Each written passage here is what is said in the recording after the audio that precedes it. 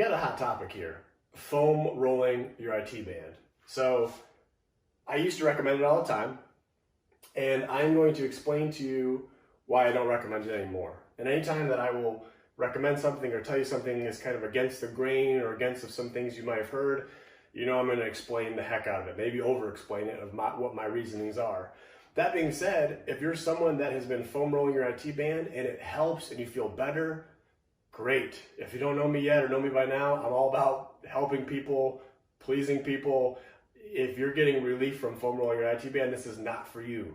This is for you that have been slamming your IT band with the foam roller and not getting any results. So, also, if you come from a long line, a long lineage of family tree of IT band foam rollers, not for you.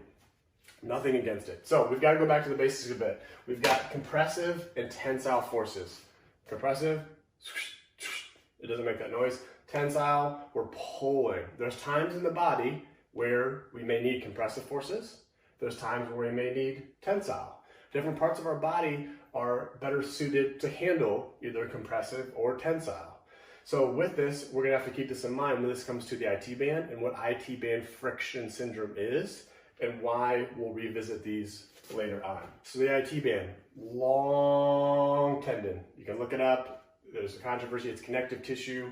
You've got your TFL muscle, it becomes the IT band. It crosses down past your knee joint and attaches to your tibia. So you can't stretch the band itself. I'm sorry to tell you, it's like me stretching this remote. You can't do it. You can, however, influence it. So don't run away yet. Just stay with me. We can influence it.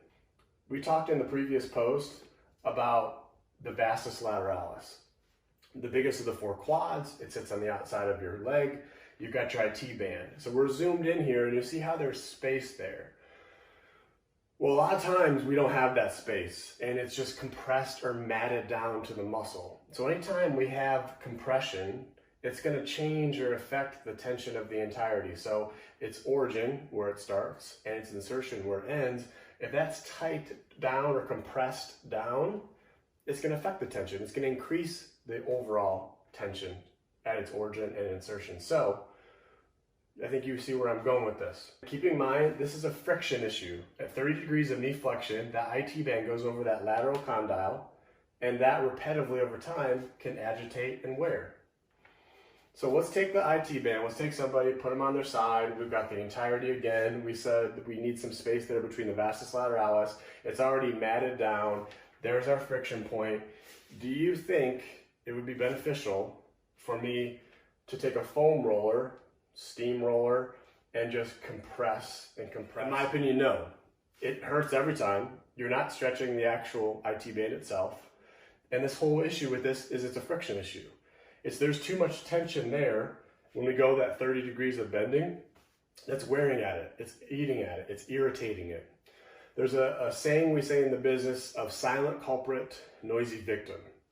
This a lot of times is your noisy victim right there. The silent culprit, that's going to be what you're going to see later on. It might be a mobility issue or a weakness in the chain. It may be a strength issue or stability or something with your running form or the technique that you're doing. So just because that's where the pain is does not always mean that's where we need to focus. So we're going to look and see how hip flexibility, ankle flexibility can affect that zone. We're going to see how your running mechanics, how weakness. I'm going to show you a million different ways to address your IT band friction syndrome without foam rolling your IT band. Stay tuned.